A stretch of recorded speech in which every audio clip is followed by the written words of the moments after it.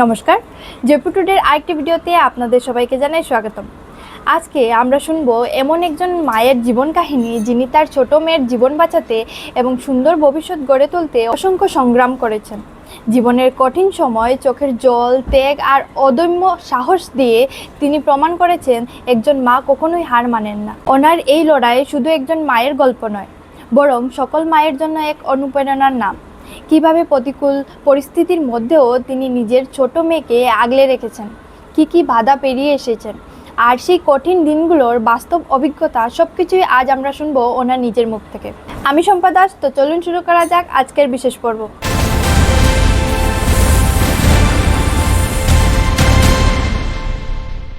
নমস্কার, জয়পুর টুডেতে আপনাকে জানাই স্বাগতম। নমস্কার। আপনার পরিচয়টাও যদি আমাদের দর্শকের সামনে তুলে ধরেন। আমি মুক্তা দেব রায়, আমি একজন মা। আপনার বেড়ে ওঠার গল্প যদি আমাদের দর্শকের সামনে একটু তুলে ধরেন। আসলে আমি ছোটোবেলায় গ্রাম বাড়িতে, আমাদের বিন্নাকান্দি চা বাগানে গ্রাম বাড়িতে একটা বাড়ি ছিল, সেখানে বেড়ে ওঠা। আর তারপর কিন্তু আমাদের শিলচর আমাদের নিজস্ব বাড়ি, তো মালগ্রামে, সেখানে আমি বড় হই। সেখান থেকে আবার বিয়ে হয়ে শ্বশুর বাড়ি এই উধারবন্দে আসা। আপনার বিয়ে কবে হয়? বিয়ে হয় 2008-এ। আপনি মা কবে হন? আমার মা হওয়ার জার্নিটা অনেক লং, কারণ আমি প্রায় 9 বছর পর 2008-এ আমার বিয়ে হয়, আর 2017-এ আমি মা হই, প্রথম মা হই। আর তারপর আবার 2018-এ আমি আবার দ্বিতীয়বার মা হই। এই যে মধ্যে যে এত গ্যাপ রয়েছে, তখনের যাত্রাটা কেমন ছিল? খুবই কঠিন সত্যিকারের, কিন্তু আমি আমার চিন্তাধারায় আমি এটাই বুঝতে পারলাম যে স্বাভাবিকভাবে আমরা মেয়েরা যখন বিয়ে হয়, শ্বশুরবাড়ি যাব, সংসার হবে, সন্তান, স্বাভাবিক।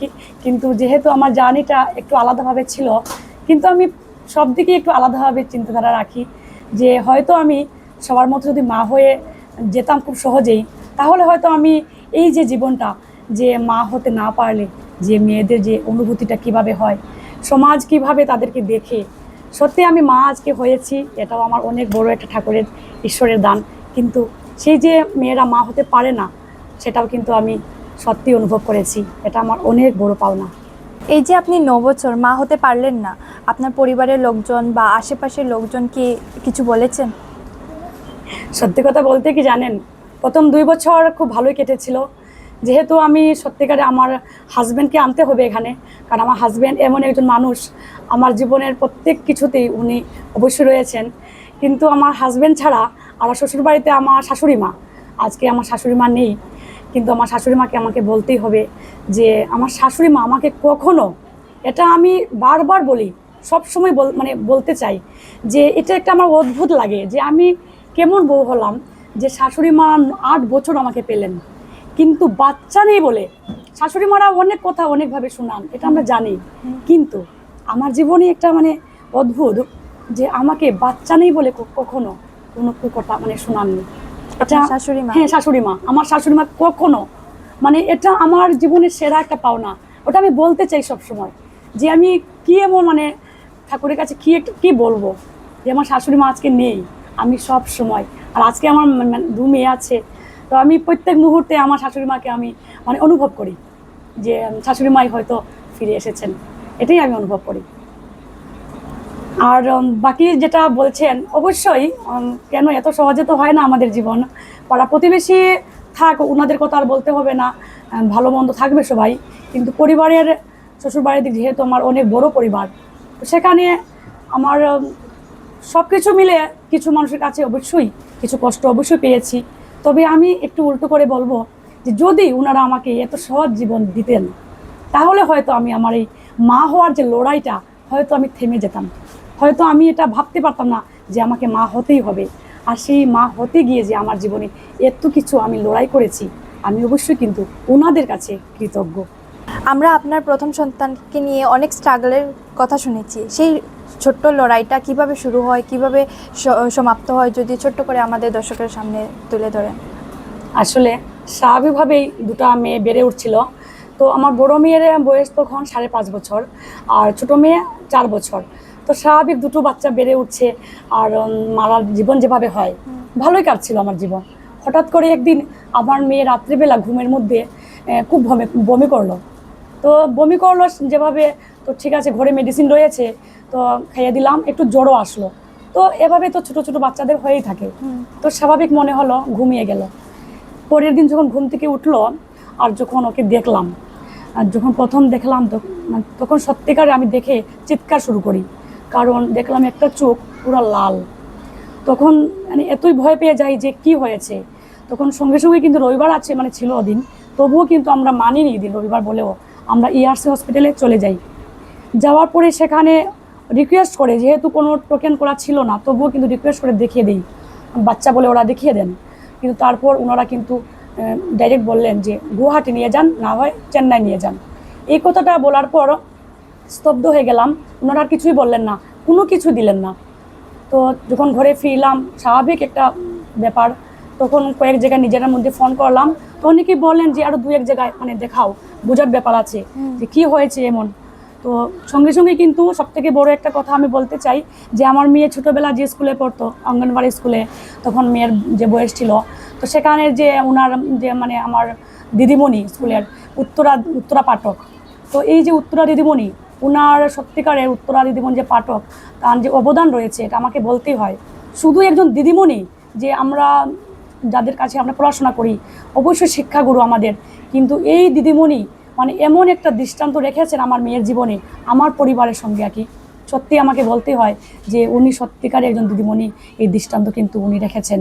কারণ উনি একজন শুধু একজন দিদিমণির মতো ব্যবহার করতে পারতেন, কিন্তু যখন শুনলেন তারপর সঙ্গে সঙ্গে কিন্তু ওনার রেফারেন্সে আমরা 1 ঘন্টার ভিতরে কিন্তু পেয়ে যাই, ডক্টর নীলাঞ্জন ঠাকুরিয়ার মানে টোকেন পেয়ে যাই।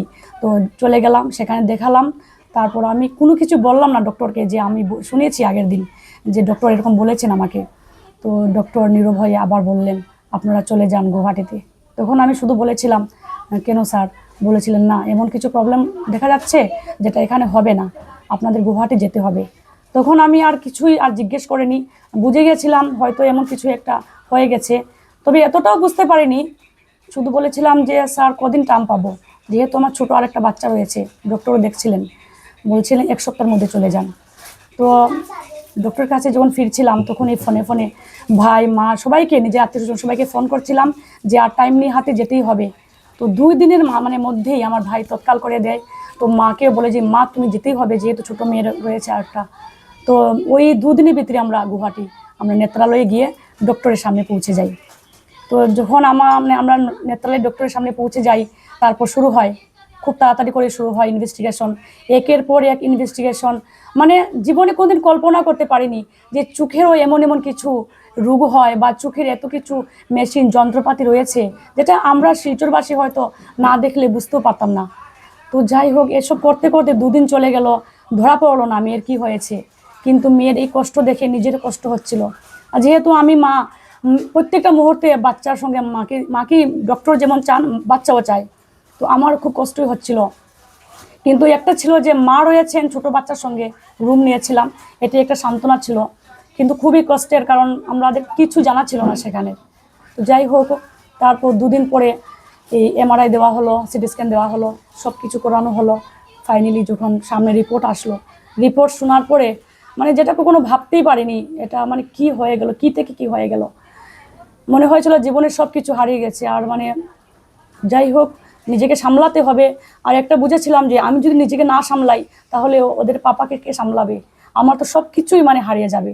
আর এর আগে কিন্তু আমার স্বামী উনিও অনেকটা অসুস্থ ছিলেন, তখন আমি এটা বুঝে যাই আর কি, যে আমার সব কিছু হয়তো হারানোর সময় এসে গেছে। সত্যি কথা, আমি মানে শুধু আমার মা আনন্দময়ী, আমি মা আনন্দময়ী ছাড়া কিছুই বুঝি না জীবনে।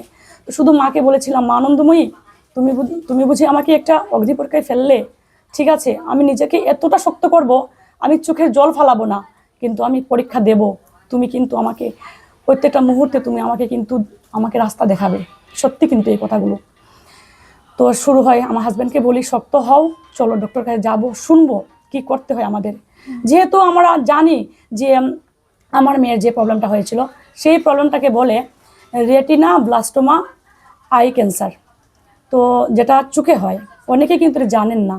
তো এটা চোখেই হয়, বাচ্চাদের, বিশেষ করে বাচ্চাদেরই হয়। তো যখন আমরাও জানতাম না যেহেতু, তো ডক্টর কাছে যাই। এমনিতে ক্যান্সার শুনলেই কিন্তু অনেকেই ভাবেন যে ক্যান্সার হয়ে গেছে তো সব শেষ, কিন্তু না, এখনো কিন্তু ক্যান্সার হয়ে গেলেই সব শেষ, এই কথাটাই আমি বলতে চাই। এটা কিন্তু আপনারা ভাববেন না, অবশ্যই মানে ট্রিটমেন্ট করাতে হবে, জানতে হবে স্টেজ কি আছে। ওই তখন আমরা যখন জানি, গিয়ে সব কিছু বুঝলাম, দেখলাম যে ডক্টর আমাদেরকে পুরোপুরি একটা ট্রিটমেন্ট দিলেন, আমাদেরকে একটা মানে ফলো আপ দিয়ে দিলেন। তো এটা কিন্তু আর একটা বড় আমরা টাফ ছিল যে এই ট্রিটমেন্টটা কিন্তু এখন আর নেত্রালয় হবে না, আমাদেরকে মানে পাঠিয়ে দিলেন গুয়াহাটি বি বড়ুয়াতে, যেখানে আমরা কিছুই জানি না, আমরা মানে টোটালি আননোন সব কিছু। তো আমরা আবার বেলতলা থেকে, যেহেতু নেত্রালয় বেলতলা রয়েছে, সেখানে আবার আমরা শিফট করলাম বি বড়ুয়াতে। গিয়ে অনেক কিছু হলো, এটা তো আর বলা সম্ভব না। তো ফাইনালি শুরু হলো আবার ট্রিটমেন্ট। তো এত কিছু সব থেকে ভয়ানক যা মানে বায়োপসি, এটা মানে সত্যি মানে ভগবান ঈশ্বর দুশ্মনকে না দেখ, এরকম আমি অনুভব করি যে না ঠাকুর আর যেন কারো এরকম হয় না। এত কিছু সহ্য করেছি। শুরু হলো মেয়ের ট্রিটমেন্ট। আমরা যখন শুনলাম, প্রথম আমাদেরকে বলা হলো যে 3টা কেমো হবে, 3টা কেমোর পরে আমাদেরকে বলা হবে বাকিটা কি হবে। তো প্রথম এটাই জানতাম 3টা কেমো 21 দিন পর পর 3 মাস। তো শুরু হলো, একটা কেমো হলো, আর তার মাঝে মোটামুটি আমাদের আত্মীয় স্বজন মোটামুটি সবাই, পাড়া প্রতিবেশী মোটামুটি সবাই শুনে গেলেন। তো সেখানে আবার এখানে একটা কথা বলতে হয়, যখন আমার একটা ট্রিটমেন্ট শেষ হয়ে মানে কেমো শেষ হয়ে গেল, তখন আমরা এই আমার যে দিদিমণি আমার সঙ্গে কন্টিনিউ কিন্তু মানে যোগাযোগে থাকতেন। মানে উনাকে মানে কি বলবো, যে উনি সকাল বিকাল উনি এত ব্যস্ততার মধ্যে আমাকে মানে সব সময় ফোন করতেন, কি করছি কি না করছি। এটা আমার অনেক বড় একটা পাওনা, এটা আমি কোনোদিনও মানে আমি মানে চুকাতে পারবো না। তো তারপর যখন দিদিকে বললাম যে দিদি যা পয়সা নিয়ে এসেছিলাম, যখন তারপর সব শেষ হয়ে গেল স্বাভাবিক, আর তখন যেটা বুঝলাম যে আমাদের অনেক লং ট্রিটমেন্ট, আর যারা রয়েছে পেশেন্ট, সেখানে বুঝলাম প্রায় 1.5-2 বছর লেগে যায় এই ট্রিটমেন্টে। বাচ্চারা সুস্থ হয়, তখন জানলাম যে বাচ্চা সুস্থ হয়, কিন্তু এতই লং ট্রিটমেন্ট, প্রায় 7-8 লাখ টাকা মানে লেগে যায় এই এতটা লং ট্রিটমেন্ট করতে। কিন্তু আমাদের কাছে এত টাকা ছিল না আর সম্ভব না। কিন্তু আমাকে মানে এটাই সবথেকে বড় কথা, মানে আমি সম্ভব না ভেবে যে আমি মানে আসবো, এটা আমি কোনোভাবেই মানতে পারছিলাম না। এটা কিন্তু সত্যি কথা, মানে আমি একবারও ভাবতে পারছিলাম না যে আমি পয়সার জন্য আমি আর পারছি না ভেবে আমি আসবো। এটা আমার মাতৃত্বের একটা মানে কি হয়ে যাবে না, আমি আমার দ্বারা হবে না, আমি করতে হবে আমাকে। আমার যদি ডক্টর এমন বলেন কখনো যে না আর হচ্ছে না, তাহলে এটা হয়তো আমার অদৃষ্টের লিখন, কিন্তু আমি চলে যাব, তার মানে এটা রেজাল্ট কি আসবে সেইটা আমি কল্পনাই করতে পারতাম না। তো তখন দিদির সঙ্গে যখন কথা হয়, তখন দিদি যেহেতু আমার আর্থিক অবস্থা সব জানেন, খুব ভালোভাবে জানেন, উনি শুধু আমাকে একটা কথা বললেন, আমি কিন্তু ওনাকে বলিনি। উনি বলেন আমার একটা কথা ছিল যে যদি না হয় আমার ভিটে বাড়ি রয়েছে, সত্যি কথা মানে আমি এটাই বিক্রি করে দেবো। তো এটা অনেকেই জানেন, অনেকে বলে রেখেছি, আর দিদিকেও সেটা বলেছিলাম, দিদি আমি তখন গুয়াহাটি রয়েছি, আমি কিছু করতে পারবো না, আপনি দেখুন আমার ভিটে বাড়িটা আমি বিক্রি করে দেবো, আপনি মানে লোক দেখুন।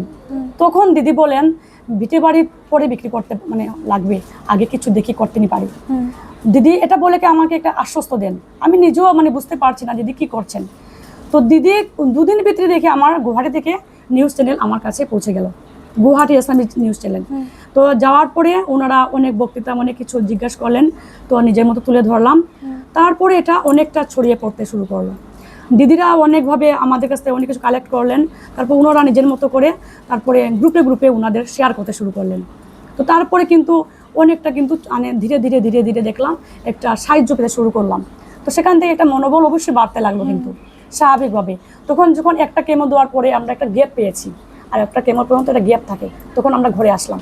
ঘরে আসার পরে অদ্ভুতভাবে মানে মায়ের কৃপা ছাড়া এটা কখনো হয় না। এই আমার ঘরে মানে আমি জীবনে ভাবতে পারি না যেসব লোক আমার ঘরে, মানে ওনারা কিভাবে জানলেন, এরকম করে জানলেন, কারো কাছ থেকে জানলেন শুনলেন, মানে ওনারা আসলেন, আসার পরে আমার মেয়েকে মানে কুলে বসিয়ে কিভাবে, আর তখন কিন্তু আমার মেয়ের চুল পড়া শুরু হয়ে গেল, মানে মেয়ে বসছে চুল আসছে শুরু হয়ে গেল, মানে কি যে একটা মানে পরিস্থিতি। মেয়ে আমাকে বলছে গিয়ে মা দেখো চুল আসছে, মানে এইরকম একটা পরিস্থিতি আর কি, এত লম্বা চুল ছিল। তো লোক আসছেন, সবাই দেখছেন, সবাই ওকে খুব বেশি মানে ভালোবাসে। আর ও সত্যিকার ছোটবেলা থেকে একটু অন্যভাবে, মানে খুব নম্র, মানে খুব পোলাইট মেয়েটা। তো যাই হোক, অনেকের কিন্তু অনেকভাবে আশীর্বাদ আমি আমার বাচ্চা পেয়েছে, এটা বলতেই হয় আমাকে। আর সত্যিকার আমার এটা বলতে মানে পেরে আমি খুশি যে আমি বলতে পারছি। তো তারপর তো আমরা আবার গেলাম, মানে যখন গেলাম 2 নম্বর কেমো হলো, তারপরে আমরা আবার আসলাম। তো 2 নম্বর কেমো পর্যন্ত লোক আবার আসলেন, অনেকজন আসলেন। তারপর তো স্বাভাবিকভাবে আস্তে আস্তে সব কিছুরই একটা অবসান ঘটে। তো মোটামুটি একটা এখানে সাপোর্ট পেয়েছি। তো সেখান থেকে আত্মীয় স্বজন রয়েছেন, যে যেভাবে পেরেছে সবাই তো আর সম্ভব না, ঠিক আছে যে যেভাবে পেরেছে। আর আসলে কে মানে যারা পেরেছে ওদেরকে তো আমি মনে রেখেছি, কিন্তু যারা পারেনি আমি সেটা ভাবার আর সময় ছিল না আমার, কারণ আমার মেয়ের দিকে আমার সব ফোকাস ছিল। তো আমরা আবার ছুটে যাই, তখন আমরা একটাই টার্গেট যে 3 নম্বর যখন অপারেশন মানে কেমো হবে তখন কিন্তু আমাদেরকে আবার অপারেশনের জন্য যেতে হবে, আর তখন কিন্তু নেত্রালয়ে যেতে হবে। আর সেখানে গিয়ে কিন্তু অনেক বড় একটা আমাদের অনেক টাকা পয়সার ব্যাপার আছে, যেহেতু ওর মানে অপারেশন হবে। তো সেখানে আর নেত্রালয় টোটালি প্রাইভেট, তো সেখান থেকে আমাদেরকে বলেই দিয়েছিল যে এত টাকার ব্যাপার আছে। তো এইখানে বলতে হয় যে মোটামুটি এই অপারেশনের মোটামুটি এই সাহায্যটা কিন্তু আমি আমার এই আত্মীয় স্বজন পাড়া প্রতিবেশী যারা রয়েছেন এসেছিলেন মোটামুটি কিন্তু আমার হয়ে গেছিলো। তো সেখানে আমি একটা মনের একটা বল পেয়ে যাই। তো যাই, আবার গিয়ে যখন আবার নেত্রালয়ে আমরা অপারেশনের জন্য যাই, যাওয়ার পরে সেখানে একটা প্রবলেম হয় এখানে, যেহেতু সব বাচ্চার সঙ্গেই নর্মাল একটা এরকম ডিজিজ হলে অপারেশন করতেই হয়। বাচ্চাদেরকে যদি মানে বাঁচিয়ে রাখতে হয় তাহলে ওটাকে মানে অ্যাভয়েড করতে হয়। তো যেটা আমরা নর্মাল ভেবেছিলাম যে না আমাদের বাচ্চা চাই, একটা জিনিস কমতে হলে আমরা এমন কিছু হবে না, জীবনে অনেকের অনেক কিছু কম থাকে। তো আমরা একদম নর্মালভাবে মানে এটাকে নিজেকে একদম শক্ত করেছিলাম। কিন্তু যাওয়ার পরে একটা ব্যাপার হয় কি, সেখানে একজন ডক্টর, আমি আর নাম বলছি না, তো উনি অনেক বড় সার্জন, উনি একটু অন্যরকম ব্যাপার করেন আমাদের সঙ্গে, যে একটা ইঞ্জেকশনের ব্যাপার বলেছিলেন যে ইঞ্জেকশন দিয়ে বাচ্চাকে মানে এক্সপেরিমেন্ট করবেন। তো ফাইনালি ওনার সঙ্গে আমার অনেক একটা ব্যাপার হয় আর কি, অনেক বড় যেহেতু ডক্টর, আর ওনারও আইডিয়া ছিল না, যেহেতু আমি শিলচরে এত ছোটো শহর থেকে গেছি একজন মা হিসাবে। তো ওনার সঙ্গে এমনই একটা ব্যাপার হয়, ফাইনালি ওনাকে মায়ের কৃপায়, মানে আর বেশি বলছি না, উনি নীরব থাকেন। হ্যাঁ, না হয়তো এত এমন হতো যে নেত্রালয়ের অনেক কিছু আমার কাছ থেকে অনেক মানে সামনে আসতো। তো যাই হোক, ফাইনালি আমার মেয়ে এখানে ট্রিটমেন্ট হলো, অপারেশন হলো। ফাইনালি আমরা আবার আসলাম বিবরুয়াতে। তারপরে কিন্তু আমরা কন্টিনিউ আমরা ঘরে আসতে হতো, যখনই আমরা 4-5 দিন টাইম পেয়ে যেতাম।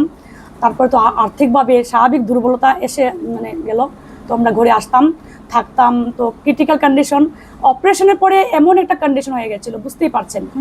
মানে অপারেশনের পরে যে মানে কাউকে ফেস করা, নিজেকে নিজে ফেস করা, বাচ্চাকে ফেস করা, নিজেরা স্বামী স্ত্রী যারা আছে নিজেরা ঘুরে রয়েছে, আমার ছোট বেবি সবথেকে বড় কথা, আমার সবথেকে টেনশন ছিল যেহেতু আমার ছোট বেবি রয়েছে, ওকে দেখে কিভাবে মানে মেনে নেবে। কিন্তু ঈশ্বরের এমন এক দান, মানে কি বলবো, এটা বোধহয় এর জন্য যে ঠাকুর বোধহয় বুঝে সুঝেই ওকে পাঠিয়েছেন, যে প্রত্যেকটা ট্রিটমেন্টে ওর এমন একটা মানে সাপোর্ট করেছে আমার ছোট মেয়ে, যে ও মানে কেমন নিয়ে আসতো কিন্তু ও বুঝতে পারতো না। 1 ঘন্টা অসুস্থ হলে 2 ঘন্টায় সুস্থ হয়ে যেত, ওর সঙ্গে কন্টিনিউ খেলতো, ও এতটাই মানে গাইড করতো। যখন ওকে দেখলাম যে না ও নর্মাল, ও বলছে আমার দেদে ডাকে, ও আমার দেদে মানে সব থেকে সুন্দর। আর এটা আমরা ওকে বসিয়েছি যে তোমার দেদে কত সুন্দর, তোমার দেদে মানে বুঝো কত স্ট্রং, তোমার দেদে এরকম করে মানে স্ট্রং হচ্ছে। তো ও কিন্তু এটা কি দেখছে দেদে কত স্ট্রং। তো অনেক কিছু রয়েছে, ওটা বলা সম্ভব না। তো এই করেই মানে যখন দেখলাম আমার ঘরে আমরা সব ঠিক রয়েছি, বাইরের দুনিয়াকে বিসর্জন দিলাম, বাইরের সব কিছু বিসর্জন দিলাম, যেখান থেকে কষ্টবোধ হয়। অনেকে আমাদেরকে বিসর্জন দিলেন, আমরা যেমন বিসর্জন দিয়েছি আমাদেরকে বিসর্জন দিয়েছেন, সেসব আর ফিরে চাইনি। কিন্তু এমন লোককে পেয়েছি আমি আমার জীবনে, মানে জীবনে বোধহয় এমন কিছু না হলে এইসব লোকের মানে সংস্পর্শ পেতাম না, যে উনারা আমার কেউ নন।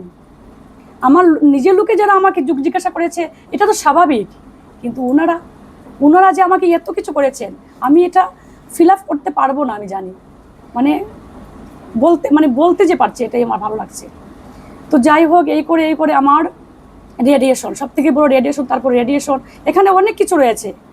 তো রেডিয়েশন যখন দেওয়া হলো, রোজ মানে এনেস্থেশিয়া, এই এনেস্থেশিয়ার যে সাইড ইফেক্টগুলো, এটা আমি মা হয়ে একদিন আমার দিদিকে রাত্রে 2টার সময়, আমার মেয়ের যখন 5-6টা রেডিয়েশন হয়ে গেল, তারপর টোটাল এগুলো জ্বলে যাওয়ার পরে এখানে পুরো মানে চামড়াগুলো উঠে গেল, হোয়াইট হয়ে গেলো এই জন্য।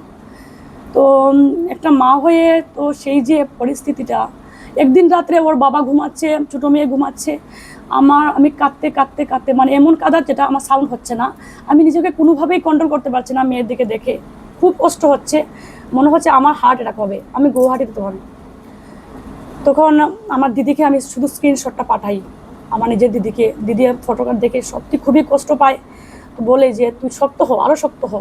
তো যাই হোক, এটা মানুষ, আমরা স্বাভাবিক একবার ভাঙ্গি, মানে একবার ভাঙ্গি যখন আমি 10 বার নিজেকে গড়ি, কারণ আমি জানি এই যে ঘর যদি ভেঙে যায় ইটগুলো খুলে নিয়ে যাবে লোকে।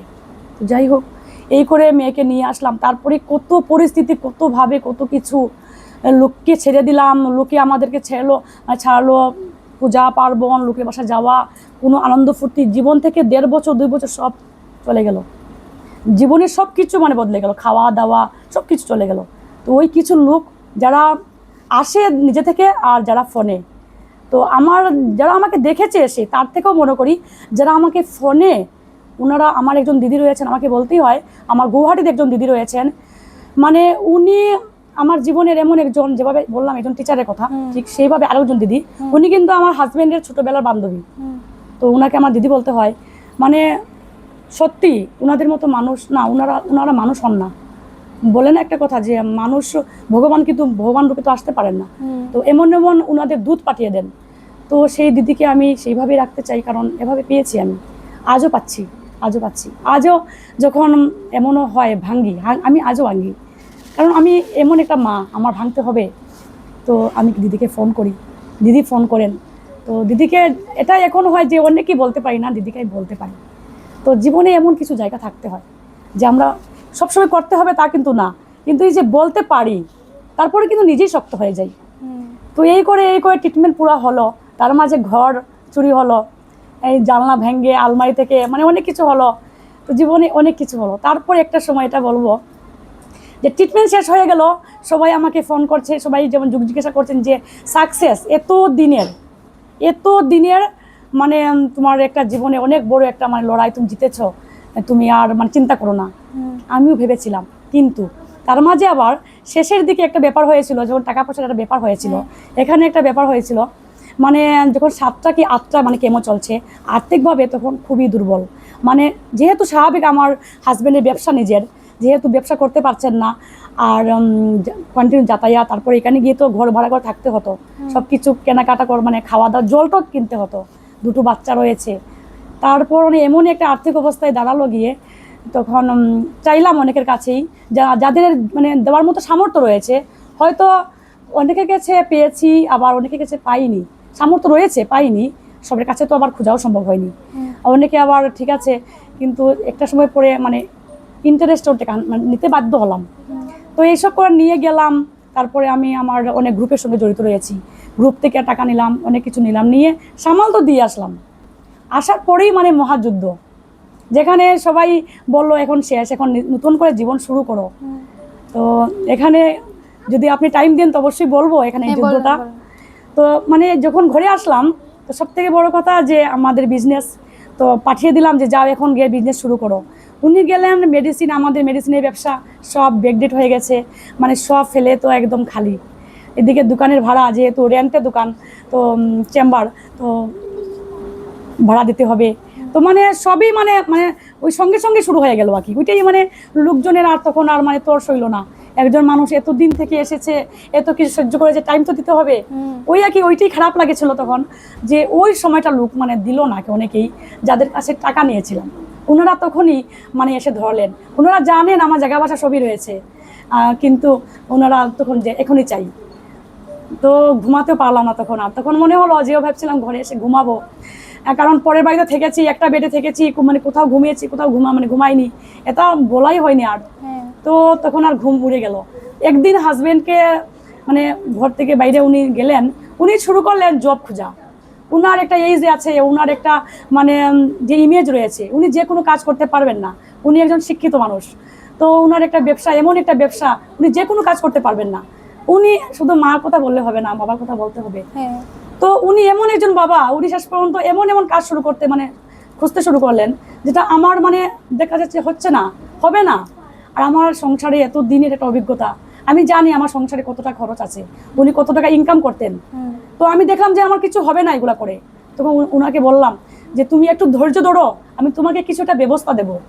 কিন্তু কেন যে বললাম, কি করে বললাম, আমি নিজেও জানি না যে আমি কি ব্যবস্থা দেবো, আমি তো টাকা ইনকাম করি না, আমি কি করে দেবো। উনি বললেন তুমি কি করবে, কোথা থেকে দেবে টাকা।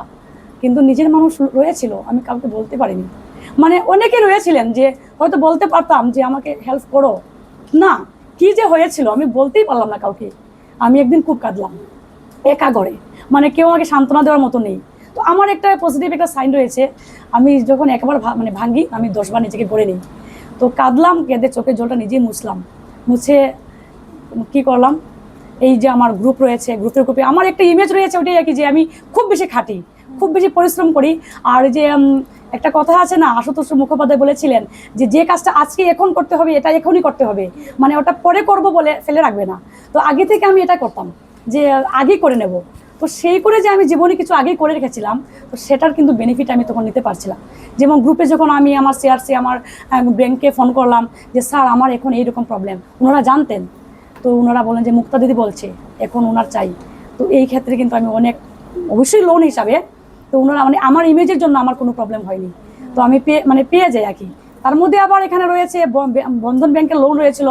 তো ওনারাও মানে মেনেছেন যে মুক্তা দিদি ভাই এতদিন থেকে এত লোন নিয়েছে, ওনারা বলছেন আপনি একটু স্থির হয়ে আপনি দেবেন। তো এটা মানে স্থগিত যে দিতে হবে, এটাও চাপ রয়েছে। তো যাই হোক, মানে একটা ইমেজের ব্যাপার। তো এটা করে তারপরে একটা গ্রুপ শুরু করলাম, অনেকটা গ্রুপ করলাম, যে টাকা আমরাই এখানে করব, কিন্তু সবার এখানে এক জায়গায় জমা করব, তারপরে একজন নেব, এরকম মাসে শুরু করলাম। তো আমার কথা শুনে 10 জন থেকে 20 জন, 30 জন, 40 জন। তো একটাই কথা রাখলাম যে সবাই যদি মানো আমি সব হ্যান্ডেল করব, মানে একজনের টাকা না আসলেও এই টাকাটা কিন্তু আমি এনে দেব। আর আমার কথা যখন শুনে আরেকজন ঢুকে যায় যে মুক্তা দিদিভাই শুরু করেছে, তো ওর টাকা আরেকজন না দিলেও কিন্তু ও দিতেই হবে। তো ওই একটা ইমেজ রয়েছে। তো শুনে শুনে এমনই লোক আসলেন যে এটাও ওই মায়ের কৃপা, যে আমার মোটামুটি তখনের সময় যা মানে আমি কথা রেখেছিলাম যে আমাকে প্রথম দিতে হবে, মানে আমি প্রথম লটারিতে আর যাব না, সবাই মেনে নিলেন। তো এটাও একটা মানে সত্যি। তো এই করে আমি প্রথম, যারা আমাকে খুব চাপ দিয়েছিলেন, যারা চাপ দিয়েছিলাম, আমি সবাইকে চুকিয়ে দিই 1 মাসের ভিতরে, শুধু 1 মাসের ভিতরে আমি সব চুকিয়ে দিই। হাজব্যান্ড স্বাভাবিকভাবে মানে আশ্বস্ত হয়ে যান, ওনাকে ছোট্ট একটা অ্যামাউন্ট দিই, ওনার দোকানের ভাড়াটাও দিয়ে দিই, ছোট্ট একটা অ্যামাউন্ট, একদমই ছোট, মানে বলার মতো না, সত্যি কথা। মানে এত সব করে আর উনাকে দিতে পারলাম না। উনি এত ছোট্ট একটা নিয়ে শুরু করলেন আবার নতুন করে। এটা উনার স্ট্রাগল, উনি এই থেকে শুরু করে, কিন্তু উনার মতো করে, যেহেতু উনি নিজে প্র্যাকটিস করেন, উনার নিজের একটা মানে স্বাভাবিক একটা প্র্যাকটিসের একটা ব্যাপার রয়েছে, সেখানে একটু থেকে একটু উনি বাড়িয়ে ওনার সংসারের সব কিছু উনি একাই করছেন। যখন আপনি জানতে পারলেন যে আপনার মেয়ের এত বড় রোগ হয়েছে, তখন নিজেকে কিভাবে সান্ত্বনা দিলেন? আসলে প্রথমত তো আমি নিজেকে একদম মানে ঠিক রাখতে পারিনি, মনে হয়েছিল পায়ের নিচে আমার জমি নেই। কিন্তু যখন আমার স্বামীর দিকে দেখলাম, আমার স্বামী তখন একটু অসুস্থ ছিলেন, তখন আমি মুহূর্তেই আমি নিজের এতটাই শক্ত করি, কারণ যদি আমার স্বামীকে এখন সুস্থ না রাখি তাহলে আমার স্বামীকেও হারাবো আর আমার বাচ্চাকেও হারাবো। তো এটা আমি খুব তাড়াতাড়ি বুঝে গেছিলাম, যেহেতু বিদেশ বাড়িতে রয়েছি। আর তখনই আমি নিজেকে শক্ত করে বলি যে আমি ঠিক আছি, আর নিজেকে ঠিক রাখতে হবে, তুমি শক্ত হও। আর এটা আমার ভিতরে কথা ছিল যে আমি যদি শক্ত না হই, আমি যদি না হাসি, তাহলে আমার পরিবারে কেউ হাসবে না। আর আমার মেয়ে তো বুঝতেই পারছে না, আজও জানে না, আজও জানে না, আমরা পরিবারে আমরা ওকে বুঝতে দিইনি আজও। এই যে রোগটা বললেন, যে এই রোগটার কি কোনো সিমটমস দেখতে পাওয়া যায়? এটা আসলে এক এক ক্ষেত্রে এক এক রকম। যেহেতু আমি যখন হসপিটালে গিয়েছি অনেকটা বাচ্চা দেখেছি, হ্যাঁ আমাদের বোরাকে কিন্তু আমার শুধু আমার মেয়েই, ওইখানে গিয়ে জানতে পারলাম, কিন্তু আমাদের আসামি অনেকটা বাচ্চা। কিন্তু এটা কোনো ক্ষেত্রে দেখা যায় যেটা জেনেটিক একটা ব্যাপার, যারা ডক্টর বললেন, আমি প্রশ্ন করেছিলাম ডক্টরকে যে ডক্টর এটা কী থেকে হতে পারে। তো ডক্টর বলেছিলেন যে আজও এটা টোটালি শনাক্ত করা যায়নি যে কী থেকে হতে পারে, কিন্তু 3টে কারণ হতেই পারে, যেটা একটা জেনেটিক একটা ব্যাপার। আর দুটা যদি ছোটোবেলা কোনো ধরনের কোনো বড় চোট পেয়ে থাকে, আর যদি যেমন স্বাভাবিক খাদ্য এখনের যে খাওয়া দাওয়া এইগুলো তো স্বাভাবিক, তো এটা তো গেল একটা কথা। ওইটাই মানে এখনো টোটালি যে ওইটা থেকে হতে পারে এরকম কোনো কথা না, মানে ডক্টর 3টা মানে হ্যাঁ এটাই মানে সাজেস্ট করেছেন। আর এখন কিন্তু এই রোগটা মানে অনেক বাচ্চার মধ্যে হয়। আর আমি এটা বলবো একজন মা হিসাবে, যে যদি কোনো সময় কোনো বাচ্চার, আমাদের বোরাকের কথাই বলছি, যদি কোনো বাচ্চার চোখে কোনো প্রবলেম মনে হয়, তো আপনারা প্লিজ আপনারা কারো কথায় ওইখানে দৌড়াবেন না। যদি মনে করেন খুব সহজে আপনার কোনো প্রবলেম ধরা পড়ে যাক, তাহলে আমাদের শিলচরের বোরাকে যদি কেউ হয়ে থাকেন, আমাদের ডক্টর নীলাঞ্জন ঠাকুরিয়া স্যার, যদিও উনি মেডিকেল কলেজে রয়েছেন, ওনাকে অনেক প্রাইভেট চেম্বারে পাওয়া যায়, ওনাকে দেখাতে পারেন, আর তাহলে ভালো হয়। আর বাইরে যাওয়া অনেক টাফ হয়ে যায়, ওইটাই বলবো। আজ যখন মেয়েকে সুস্থ দেখতে পান তখন সেই মুহূর্তের যে লড়াইটা কি মনে পড়ে? 100 বার মনে পড়ে। আসলে আমার সেই লড়াইটা, না এই লড়াইটা আমাকে কমজোর করে না। এই লড়াইটা এখন আমি কোনো সময় মানে আমি অসুস্থ হই কি কোনো এমন কিছু আমার জীবনে ঘটে যেটা থেকে আমি ভাঙতে পারি, আর যখনই আমার ওইটা মনে হয় যে আরে আমি তো ওইটা করতে পেরেছি, তখন আমি হাজারবার নিজেকে গড়তে পারি। আর সবথেকে বড় কথা আমার জীবনে এটা বলতেই হয় যে কিছু লোক রয়েছেন যারা আমাকে অনবরত মানে অনুভব করান যে তুমি এটা করেছো, ওটা করেছো। তো এই যে একটা অনুভূতি, এটাই আমার অনেক বড় পাওনা। এই যে 2 বছরের লড়াই আপনার জীবনের কি শিক্ষা দিয়েছে? আসলে আমি খুব বেশি একটা নিরীহ মেয়ে ছিলাম, আর এই ঘটনাটা আমার জীবনে এতটাই মানে একটা আমূল পরিবর্তন করেছে। আমি সত্যিকারের বলতে গেলে আমার জীবনটা পুরো বদলে গেছে, আমার চিন্তাধারাটা বদলে গেছে। কারণ এরকম একটা ঘটনা হওয়ার পরে আমার সঙ্গে এমন কিছু মানুষের যেমন আমাকে ছেড়ে গেছেন, আবার কিছু মানুষ আমাকে জড়িয়ে রয়েছেন। তো সে থেকে আমি এটাই মানে অনুভব করলাম যে সম্পদ আমাদের অনেক কিছু আমাদের যা থাকে অহংকার করার মতো, আসলে জীবন সম্বন্ধে অহংকার করার মতো কিছুই নেই। শুধু মানুষের পাশে থাকা, মানুষকে সহানুভূতি করা, ওইটা যারা করতে পারেন আসলে ওনারাই সবথেকে শ্রেষ্ঠ মানুষ আমার মনে হয়। এই যে 2 বছরের লড়াইয়ে এমন কোনো ঘটনা আছে যা মনে পড়লে এখনো চোখে পানি চলে আসে? 100 বার একটা তো আর বলা যায় না, অনেকটাই হয়েছে, আজও অনেক সময় কাঁদি যে অনেক লোক যারা, হ্যাঁ আমার জীবনে একটা কঠিন পরিস্থিতি হয়েছে, আর কঠিন মুহূর্ত না আসলে আমরা জীবন সম্বন্ধে সেই অভিজ্ঞতা পাই না। কিন্তু কিছু কাছের লোক যারা সেই মুহূর্তে মানে ছেড়ে গেছে, ওনাদেরকে আমি জীবনে আর কখনো চাই না। যেসব মা বাবা বর্তমানে সন্তানদের নিয়ে যে কঠিন অসুস্থতার সঙ্গে লড়াই করছেন তাদের জন্য আপনি কি বার্তা দিতে চান? আসলে কোনো মা বাবাই চান না যে নিজের বাচ্চার কোনো প্রবলেম হোক, কিন্তু মানে যখন দুর্ঘটনাবশত যে কোনো কিছু হতেই পারে। আর সবথেকে বড় কথা, প্রথমত স্বামী স্ত্রী দুজন আগে নিজেদেরকে শক্ত করতে হবে। কারণ নিজেরা যদি নিজে শক্ত না হওয়া যায় তাহলে কিন্তু আর কিছুতে কিছু হয় না। লুকিয়ে যেমন অনেকেই এগিয়ে আসবেন, ঠিক কিন্তু এখানে অনেক থাকবেন পিছনে ঠেলে ফেলার মতো। আমার জীবন এমন হয়েছে। কিন্তু সবথেকে বড় কথা আমি এটাই বলবো যে আমরা যে আজকে যে সিচুয়েশনে রয়েছি, হয়তো এটা সম্ভব হতো না যদি আমরা স্বামী স্ত্রী দুজন এক না হতাম। কারণ এমন একটা সময় ছিল অনেকে কিন্তু পিছনে টানছিলেন। হয়তো আমি একজন মেয়ে মানুষ হিসাবে হয়তো আমি তখন বাধ্য হতে পারতাম, যদিও আমি হইনি, কিন্তু আমার হাজব্যান্ড এটা আমাকে বলতেই হয় যে উনিও বলেছিলেন যে না আমিও থামবো না। তো এই যে মা বাবা সত্যি দুজনে যদি মানে এক হওয়া যায় তাহলে কঠিন রোগ তো হতেই পারে, যে কোনো সময় যে কোনো বাচ্চার হতে পারে, এটা কিছু করার নাই। কিন্তু মা বাবা দুজনে কিন্তু সব এক থাকতে হবে, কারণ পাড়া প্রতিবেশী আত্মীয় স্বজন সবসময় সবাই সঙ্গ দেবে তা আশা করা সম্ভব না। এই যে আপনার লড়াইটা নিয়ে তো শুনলাম, এবার আপনার বিষয়ে কিছু বলুন। আপনি কি সোশ্যাল মিডিয়াতে আছেন? হ্যাঁ আছি, এই ছোটোখাটো আমার একটা আইডি রয়েছে আমার মুক্তা দেবরায় নামে। তো আমার ভালো লাগে আসলে জীবনটাকে মানে একদম গুটিয়ে নিয়েছি নিজের আর কিছু মানুষের মানে মধ্যে। আর ভিড়ে আমি চলতে ঠিক ভালোবাসি না, কারণ সমাজ তো এই যে মা হতে পারিনি আগে, তখন এই সমাজ আমাকে গুটিয়ে দিয়েছিল। আর তখন থেকে যখন আমি একা চেয়ারে বসতে বাধ্য হয়ে গেছিলাম ভয়ে বাধ্য হয়ে গেছিলাম, আর এখন আমার ভালো লাগে। আমি যখন 5 জন দেখি আমি চেয়ারটা একটু আলাদা করে নিয়ে বসি। এত বড় লড়াইয়ের পর সমাজ থেকে আপনি কি শিক্ষা পেলেন? আসলে সমাজ থেকে আমি অনেক বড় শিক্ষা পেয়েছি। যেমন আমার মেয়ের ব্যাপারে অনেক লোককে আমি অবশ্যই পেয়েছি, আবার এমন লোককেও পেয়েছি যারা সত্যি শুধু আমার মতো সাধারণ মানে মানুষ, এদেরকে তো অনেকভাবে পেয়েছি। আবার অনেক উচ্চতর যাদেরকে আমরা সমাজে অনেক মানে একটা বিশাল স্তরে আমরা দেখি, অনুভব করি, অনেককে হয়তো না পাইনি। আবার অনেককে পেয়েছি যারা মানে কি বলবো, আমি ভাষা খুঁজে পাচ্ছি না।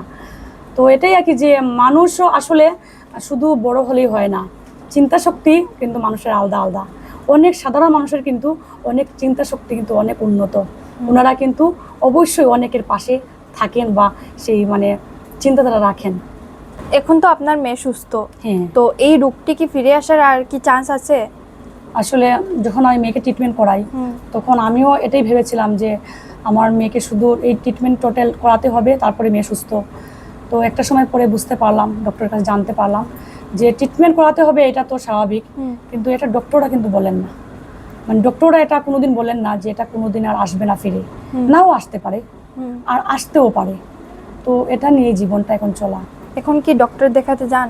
ডক্টর দেখানো আসলে ওদের কথা মতো যদি যেতে হয়, যেহেতু আমাদের মানে গুয়াহাটিতে যেতে হয়, গুয়াহাটিতেই হ্যাঁ, যেতে হয়। আর যেহেতু আমাদের শিলচরে তো পেডিয়াট্রিক ডিপার্টমেন্টে পড়ে, যেহেতু চাইল্ডই, হ্যাঁ তো আমাদের শিলচরে সেই সিস্টেমটা নেই, হ্যাঁ। তার জন্য আমাদের গুয়াহাটিতে যেতে হয়। তো সেটা কি মাসে মাসে না মাসে মাসে না, অ্যাকচুয়ালি 3 মাস পরে পরে ওনারা দেন লিখে। তো গত বছর আমি যাই, তো যাওয়ার পরে তো স্বাভাবিক সব ইনভেস্টিগেশন হয়, ও সুস্থ আছে, সব কিছু ঠিক আছে, সব কিছু করাই। কিন্তু ওনাদের কথা মতো যেহেতু সুস্থ আছে, আর তারপরে 3 মাস পর পর যাওয়াটা আমাদের পরিবার মতো, আমরা সাধারণ পরিবার, তো সেখান থেকে আমাদের মানে অনেক টাফ হয়ে যায়। ওইটাই একটু মানে একটু তো স্বাভাবিক চিন্তা থাকে যে কখনো যদি আবার হয়নি, স্বাভাবিক চিন্তা থাকবেই এটা। হ্যাঁ হ্যাঁ। ওর কি পড়াশোনা চলছে? হ্যাঁ, ওর পড়াশোনা খুবই ভালোবাসে ও পড়াশোনা করতে, আর পড়াশোনার সাথে সাথে ও আর্ট করে, ও ডান্স করে। তো টিচারের কাছে দিয়েছি, ডান্স টিচারের কাছে দিয়েছি, আর্টে দিয়েছি, আর ক্লাসেও কিন্তু ফার্স্ট গার্ল। আচ্ছা, আর আপনার ছোট মেয়ে? হ্যাঁ, ছোটো মেয়েও পড়াশোনা করে। ওরা দুজনেই কিন্তু আর্ট শিখে, ডান্স শিখে, একসঙ্গে শিখে, একসঙ্গে যায়, সব কিছুই একসঙ্গে। আপনাকে অসংখ্য ধন্যবাদ আপনার সংগ্রামের লড়াইটা আমাদের দর্শকের সামনে তুলে ধরার জন্য। আসলে আমি আপনাদেরকে অসংখ্য ধন্যবাদ দেব। আমি চেয়েছিলাম আমার জীবনে, আমি হয়তো অনেক কথা রয়ে গেছে, এটা বলাও হবে না আমার জীবনে, তবুও এতটুকু আমি তুলে ধরতে পারছি। আপনারা এত দূর থেকে এসেছেন, আমার কথাগুলো শুনেছেন, মূল্যবান সময় দিয়েছেন, আমি নিজেকে কৃতার্থ মনে করছি। ধন্যবাদ আপনাদেরকে। আপনারা এতক্ষণ শুনলেন একজন সংগ্রামী মায়ের লড়াই, কিভাবে তিনি নিজের মেয়েকে মরণের মুখ থেকে ফিরিয়ে এনেছেন, সেই 2 বছরের কিভাবে যুদ্ধে তিনি নেমে সেই জয়ী হয়ে ফিরেছেন। আপনারা সবাই আশীর্বাদ রাখবেন ওনাদের জীবন যাতে সুখী হয়। আমি শম্পা দাস আজকের মতো এখানেই বিদায় নিচ্ছি। দেখা হচ্ছে পরবর্তী ভিডিওতে নতুন কাহিনী, নতুন গল্পের সাথে। ততক্ষণ ভালো থাকুন, সুস্থ থাকুন। ধন্যবাদ।